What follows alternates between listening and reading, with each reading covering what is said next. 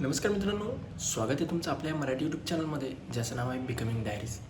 मित्रांनो, आजच्या व्हिडिओमध्ये मी मला स्वतःला आलेला एक अनुभव तुमच्याशी शेअर करतो आहे. काय ना, आपली प्लॅनिंग्स वगैरे असते किंवा कुठल्याही गोष्टी आपल्याला समोर नेक्स्ट करायच्या असतात किंवा आपण त्या करण्याचा प्रयत्न करतो किंवा आपला एक रोडमॅप तयार झालेला असतो आणि जस्ट त्या गोष्टीसाठी आपण एखादी स्टेप घेत जातो. तेव्हाच आपण काय करतो, त्या गोष्टींचा बोमाटा सुरू करायला चालू करतो.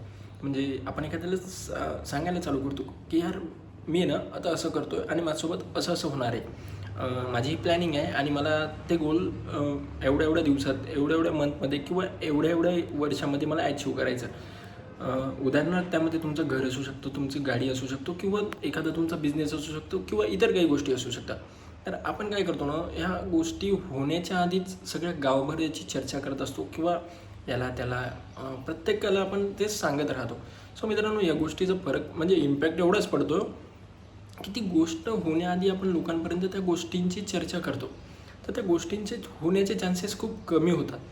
जोपर्यंत आपलं एखादं गोल आहे किंवा आपलं उदाहरणार्थ आपलं काही असू द्या, एखादं गोल असू द्या किंवा काही एखादी गोष्ट असेल, ती होईपर्यंत आपण कुणालाही सांगितलं नाही पाहिजे. त्या गोष्टीची काय बोलतात ते गुपितता आपण ठेवायला पाहिजे.